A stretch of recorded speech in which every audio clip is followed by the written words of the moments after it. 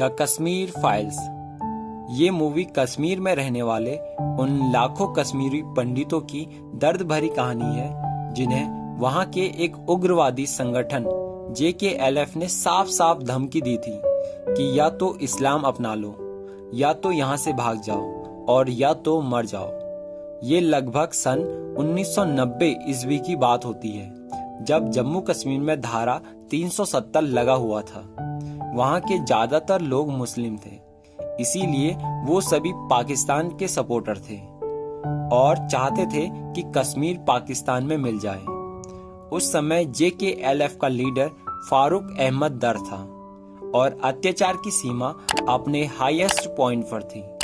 जहां भी उन्हें कश्मीरी पंडित दिखते वो उन्हें मार देते और या तो उनका धर्म चेंज करा देते। इन्हीं लोगों के बीच में एक लड़का सिवा फंस जाता है। उसके साथ उसका एक दोस्त अब्दुल भी होता है। ये जालिम लोग अपने आप को फ्रीडम फाइटर कहते थे। इन्होंने अपने छोटे छोटे बच्चों के दिमाग में भी इसी गंदी सोच को भरा था। इनके अनुसार इनका दुश्मन इंडिया था, जिसने इन्हें गुलाम बनाया है। अब सिवा को लेने के लिए उसके दादाजी पुष्कर पंडित आते हैं।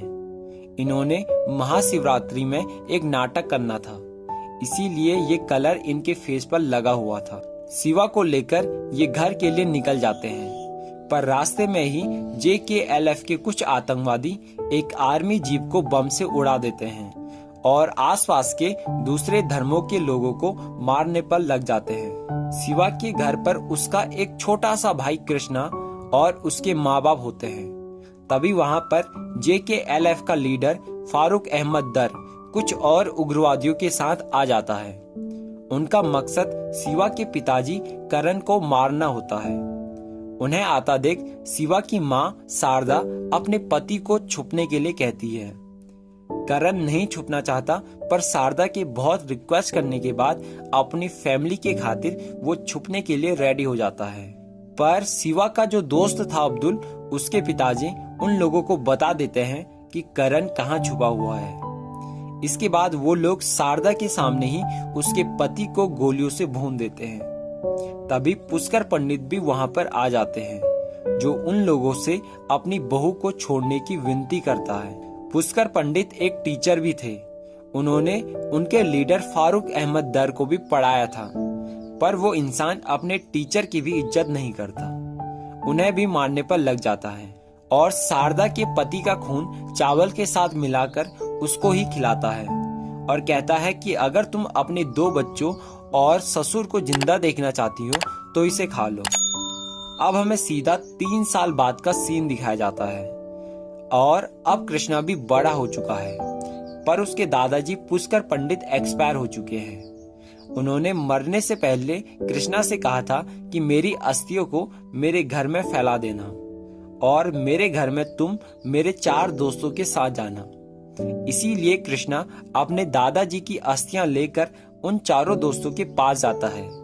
अब उन 5 ने अगले दिन कश्मीर के लिए निकलना था। कृष्णा अभी भी सच से अनजान था। उसे उसके दादाजी ने ऐसा बताया था कि तुम्हारे माँ बाप का एक्सीडेंट हुआ था, जिसमें उनका देहांत हो गया। पुष्कर पंडित के दोस्तों को ये सुनकर काफी अजीब सा लगता है, पर वो उसे कुछ भी नहीं बताते। कृष्णा से वो लोग पूछते हैं कि तुम कश्मीर के बारे में क्या जानती हो, जिसके बाद हमें कुछ महीने पहले का सीन दिखाया जाता है, जिसमें कृष्णा के कॉलेज में स्टूडेंटों को उनकी एक मैम राधिका बताती है कि कश्मीर इंडिया का पार्ट नहीं है और वहाँ जो लोग कर रहे हैं वो बिल्कुल सही है। वो अपनी आजादी के जंग लड़ रहे हैं। अगर भारत ब्रिटेन से आजादी ले सकता है तो वो लोग क्यों नहीं।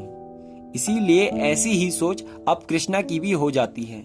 उसे कश्मीरी पंडितों की उस दर्द भरी कहानी का तो पता है, पर कॉलेज में आने के बाद उसे बस ये अफवाह लगता है। वो उस कॉलेज के प्रेसिडेंट के चुनाव में उठता है। क्योंकि वहाँ ज्यादा मुस्लिम होते हैं, इसीलिए वो ऐसे टॉपिक्स को मुद्दा बनाता है जिनका उद्देश्य कश्मीर को भारत से अलग करना होता है। अब सीन 30 साल पहले शिफ्ट होता है और हमें दिखाया जाता है कि पुष्कर पंडित और उनका एक दोस्त ठेले से कुछ सब्जी लेते हैं, पर वो ठेला वाला उन्हें छुट्टे पैसे पाकिस्तानी करेंसी में देता है और कहता है कि जिस देश में रहोगे उसी की ही करेंसी देंगे। इस पर ब्रह्मदत्त उसे अरेस्ट करा देते हैं क्योंकि वो एक हायर पोस्ट पर होते हैं। आगे जाकर वो देखते हैं कि मुस्लिम महिलाएं कश्मीरी पंडितों को खाना लेने नहीं दे रही हैं क्योंकि वो उन्हें काफिर मानती है। छोटे छोटे बच्चों के माइंड में भी यही भरकर रखा है। वहां वो लोग कभी भी किसी को भी मार देते हैं, पर सरकार भी कुछ नहीं कर पाती। दरअसल कश्मीर की ये हालत वहां के राजनेताओं के कारण ही होती है। वो लोग खुद JKLF संगठन को सपोर्ट करते हैं। वहां का CM भी उनके साथ मिला हुआ होता है। अब हमें फिर से उस समय का सीन दिखाया जाता है जब कृष्णा प्रेसिडेंट का चुनाव लड़ रहा था और ये बात उसके दादाजी को भी पता चल जाता है और उन्हें ये भी पता चल जाता है कि ये कश्मीर के आजादी के नारे लगाने पर लगा हुआ है। जिसके बाद वो कृष्णा को समझाते हैं कि जो तुम कर रहे हो वो गलत है और तुम उनका साथ दे रहे हो जो हमारे दुश्मन हैं। पहले कश्मीर में 100% कश्मीरी पंडित रहते थे, पर उन्होंने कन्वर्ट करा कर हमें आज 2% कर दिया है। पर कृष्णा को उनकी बातों पर भरोसा नहीं आता। उसे ये सब बस एक कहानी लगता है। अब हम प्रेजेंट में आते हैं जहां हमें दिखाया जाता है कि कृष्णा और ब्रह्मदत्त के बीच में कहासुनी हो जाती है। जिसके बाद कृष्णा उनसे पूछता है कि अगर मेरे पेरेंट्स का एक्सीडेंट नहीं हुआ था तो उनके साथ क्या हुआ। जिसके बाद वो लोग कृष्णा को पूरी कहानी सुनाते हैं और बताते हैं कि तुम्हारी माँ ने अपनी फैमिली को बचाने के लिए तुम्हारे पिताजी के खून से लिपटा चावल खाया, जिसके बाद उन्होंने तुम्हारी फैमिली को छोड़ा। तुम्हारे पिताजी भी पूरी तरह से मरे नहीं थे, उनके अंदर थोड़ी जान बाकी थी। जिसके बाद उन्होंने अपने डॉक्टर दोस्त महेश कुमार को कॉल करके बुलाया, पर उनके हॉस्पिटल में कुछ आतंकवादी आ जाते हैं जिनके एक साथी को O नेगेटिव ब्लड चढ़ाना था। वहां O नेगेटिव ब्लड नहीं होता। ये बात एक नर्स बोलती है, जिसके बाद वो लोग उसे मार देते हैं और एक पेशेंट का ब्लड अपने साथी की बॉडी में डालते हैं और उस पेशेंट को तड़पा कर मार देते हैं। इसीलिए वो डॉक्टर कृष्णा के पिताजी करण तक नहीं पहुंच पाते और उनकी मौत हो जाती है।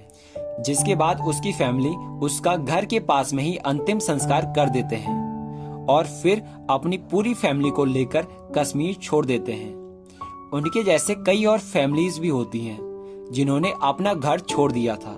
जाते टाइम उन्हें कुछ और कश्मीरी पंडितों की लाशें दिखाई देती है जो पेड़ों पर लटकाई होती है। अगले दिन न्यूज में खबर आती है कि पंडित लोग ऊंची पोस्ट पर थे, इसीलिए वो मेजॉरिटी मुसलमानों पर अत्याचार करते थे, जिसका विरोध वहां के पढ़े लिखे मुसलमानों ने किया। जिसके बाद पंडितों ने खुद ही कश्मीर छोड़ दिया। सब न्यूज वाले भी मिले हुए होते हैं। कश्मीरी पंडित अपना घर छोड़कर अब टेंटों में रहते थे। वहां उन्हें एक वक्त का खाना भी नसीब नहीं हो पा रहा था। हालत इतनी खराब थी कि पुष्कर पंडित रोज रात में टिफिन से बिस्किट निकालकर उसे चाटते और फिर वहीं संभाल देते।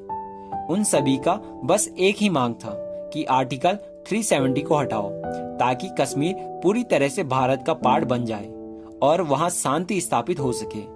यहाँ शारदा के पास ब्रह्मदत्त आता है जो उससे कहता है कि मैंने तुम्हारे लिए नदीमर्ग पंचायत में एक सरकारी नौकरी ढूंढी है, तुम वहां चली जाओ।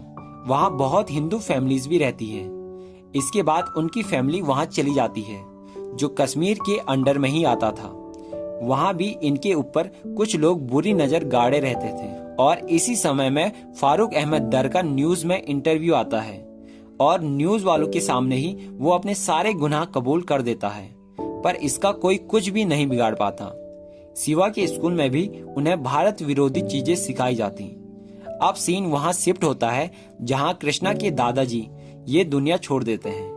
अब उनकी अस्थियों को कृष्णा ने जम्मू कश्मीर लेकर जाना था। वो ये बात अपनी प्रोफेसर मैम राधिका को भी बताता है, जिसके बाद वो उससे बोलती है कि तुम्हें प्रेसिडेंट का इलेक्शन जीतना होगा और कश्मीर को मुद्दा बनाना होगा कि कैसे भारत कश्मीर पर अत्याचार कर रहा है। कृष्णा ये सब नहीं करना चाहता, पर उसकी मैम उसका पूरी तरह से माइंड वॉश कर देती है। वहां जाकर कृष्णा अपने दादाजी की अस्थियां पूरे घर में फैला देता है। घर पूरी तरह से टूट गया था। वहां एक शिवलिंग भी जमीन में पड़ा हुआ था, जिसे वो लोग उसकी जगह पर रख देते हैं। अब यहाँ कृष्णा कुछ लोगों से मिलता है जिनकी दर्द भरी कहानी उसे रिकॉर्ड करने के लिए उसकी मैम ने भेजा था। यहाँ एक आदमी जिसका नाम अब्दुल होता है वो कृष्णा से कहता है कि हम किस हिसाब से आतंकवादी लगते हैं। हमारे तो पड़ोसी भी कश्मीरी पंडित थे। मेरा एक दोस्त भी था शिवा। उनकी फैमिली के जाते समय मेरे अब्बू ने उनकी बहुत मदद की थी। ये वही अब्दुल होता है जिसके बाप ने बताया था कि करण चावल के डिब्बे में छुपा हुआ है। अब अब्दुल इसे घर में लेकर आता है जो फारूक अहमद दर का घर होता है। वहाँ उसकी मैम राधिका की भी इनके साथ फोटोज होती है, जिससे ये पता चलता है कि इनके बीच नाजायज संबंध थे, इसीलिए वो भी भारत विरोधी काम करती थी। यहाँ पर फारूक अहमद दर कृष्णा से मिलता है और उससे चिकनी चुपड़ी बातें करता है और कहता है कि जितनी भी बातें तुमने मेरे बारे में सुनी है वो सब झूठ है। मैंने किसी भी कश्मीरी पंडित को नहीं मारा, बल्कि वो खुद कश्मीर छोड़कर भागे, और तुम्हारे माँ और भाई को भी मैंने नहीं मारा, बल्कि इंडियन आर्मी ने मारा। ये सुनकर कृष्णा वहाँ से अपने घर की ओर निकल जाता है। उसे कहीं न कहीं उसकी बातों पर भरोसा आ जाता है। वो ये बात ब्रह्मदत्त से पूछता है। इस पर ब्रह्मदत्त बोलते हैं कि तुम्हें भरोसा आ गया अपने माँ बाप के कातिलों की बातों का, और आ भी गया होगा क्योंकि तुम एक माइंड वॉश स्टूडेंट हो जिसे सच और झूठ का फर्क भी नहीं मालूम। इसके बाद ब्रह्मदत्त उसे कुछ फाइलें दिखाते हैं जिसमें कश्मीरी पंडितों की दर्द भरी कहानी छुपी होती है और उसके माँ और भाई के मौत का राज छुपा होता है। इसे देखने के बाद कृष्णा अपने कॉलेज की ओर निकल जाता है जहाँ वो प्रेसिडेंट का चुनाव लड़ रहा था। वहाँ आज एक फंक्शन भी होता है जहाँ कश्मीर की आजादी के नारे लग रहे थे। अब शालिनी मैम कृष्णा को स्टेज पर बुलाती है और कहती है कि इन सभी को बताओ कि कश्मीर में कैसे कश्मीरी मुसलमानों पर अत्याचार हो रहा है, वहाँ कैसे फ्रीडम फाइटर को लोग आतंकवादी कह रहे हैं। इसके बाद राधिका मैम कृष्णा को माइक देती है। फिर कृष्णा उन सभी लोगों को कश्मीर का वो सच बताता है जो उन सभी लोगों के लिए अनजान था। कश्मीर में कैसे कश्मीरी पंडितों को मारा गया, उन्हें वहां से भगाया गया, ये सब बातें कृष्णा उन सभी को बताता है जो उन सभी लोगों के लिए बिल्कुल नया था। उन्होंने कृष्णा का विरोध भी किया कि जो तुम बता रहे हो वो सब गलत है, पर कृष्णा ने उन्हें पूरे प्रूफ के साथ बताया और ये भी बताया कि उस कश्मीरी फैमिली में एक मेरी फैमिली भी थी और कैसे उन्होंने मेरे माँ और भाई को मार दिया। यहाँ से सीन फिर से शिफ्ट होता है और हमें दिखाया जाता है कि अपना घर छोड़कर अब जहाँ पुष्कर की फैमिलीज रहती है वहाँ एक दिन इंडियन आर्मी के कुछ लोग आते हैं जो उन्हें सिक्योरिटी के नाम पर उन लोगों को इकट्ठा करते हैं, पर वो लोग इंडियन आर्मी वाले नहीं होते बल्कि JKLF के लोग होते हैं जिन्हें फारूक अहमद दर कश्मीरी पंडितों को मारने के लिए लाया था। वो पुष्कर पंडित को बहुत मारते हैं और उससे कहते हैं कि हम लोग तुझे नहीं मारेंगे क्योंकि यहाँ जो होगा उसे बताने वाला भी तो कोई होना चाहिए।